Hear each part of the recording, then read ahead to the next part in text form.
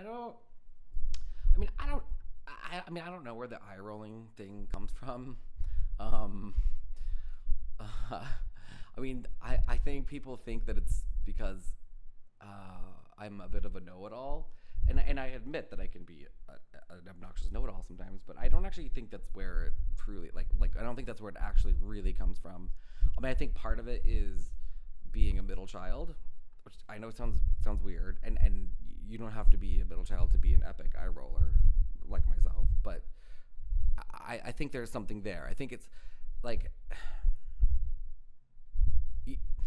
like it's like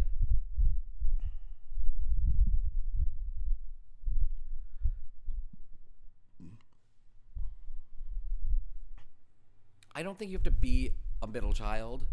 I think it because it goes beyond that. I mean, I think it's when I say middle child, I think that also encompasses like anybody who's not listened to, like anybody who feels like they aren't being heard.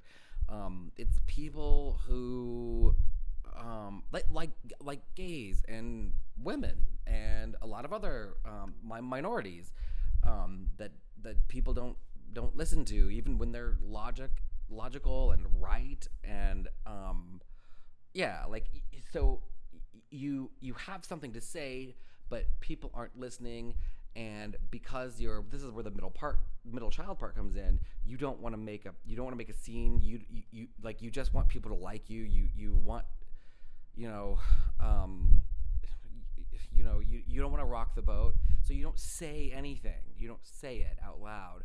But if you're like me or a lot of other eye rollers, you have like something inside you that just won't let you just not say whatever it is. Like your body betrays you, your own face betrays you. So even though you're trying as hard and you've learned for so long to not say what it is, to not say something even when you know you're right, you've learned that for so long that your body betrays you, your mind your face betrays you, and the eyes just go. I would say like Because they've got to say it. They've got to say whatever okay, it so is. strangely, I think it has something to do with being a middle child. Let me explain that a little bit further, because it's not necessarily just a middle child. I do think that has something to do with it, but I think there's like a phenomenon that goes along with being a middle child that goes along with a lot of other things. So it's like this, like um, it's a matter of like having something to say and being constantly told that you are wrong, or just not even being told you're wrong, just not being listened to. Like it's more of that. It's not being listened to. So it's not just being a middle child. It's also like being gay. It's being a woman.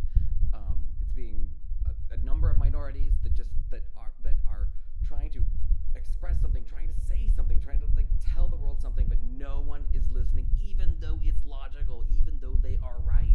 Like even though that's where it comes from. It's like that. It's like it comes from a feeling of knowing you're right, but not being able to say it because people won't believe you, or they won't listen to you, or they think you're dumb because of XYZ factors. It's not just being gay or being woman, actually, like, or being woman or being a minority or whatever. It's like even if you grew up in the South and you're a smart kid, and you in like not I shouldn't say that's just the South, but like okay, let's say you grew up in any area where you're like the smart kid and there are a lot of dumb kids around you, and like what you're saying is right, but they don't, or they're like clearly saying not, like, oh, like no, dinosaurs like lived at the same time as Moses, like, or like Noah's Ark is really a true thing, and like, and that they're not right, like that's not true, it's not a real thing, but you're trying to say it, and you're looked at as though you're a weirdo, and like if you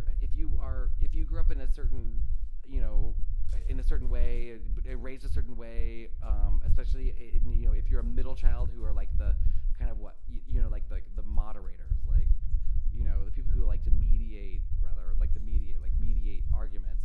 You're that type of person, so you don't want to see confrontation, so you hold it, you like suck it down inside, and there's just something about you that like won't allow it to not be said. So your face just does the job for you, right? It just involuntarily like does the job for you and says what you need to say because you keep it down there because you're too polite to actually voice what you really think. That's where it comes from.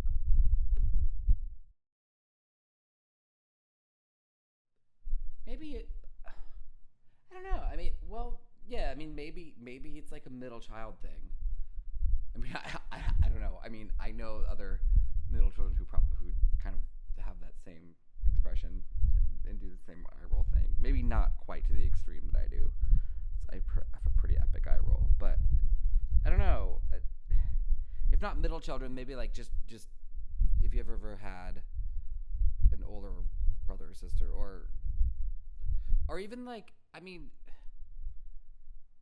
like if you're gay or a woman or a number of other minorities, not that we're a minority anyway, another other oppressed people that have, had to like look somebody in the eye and say yes, or you know it just, if you've ever had to just like know deep down that you weren't wrong, that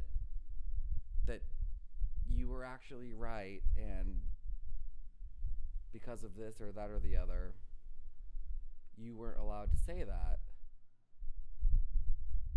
That's where it comes from. That's where it comes from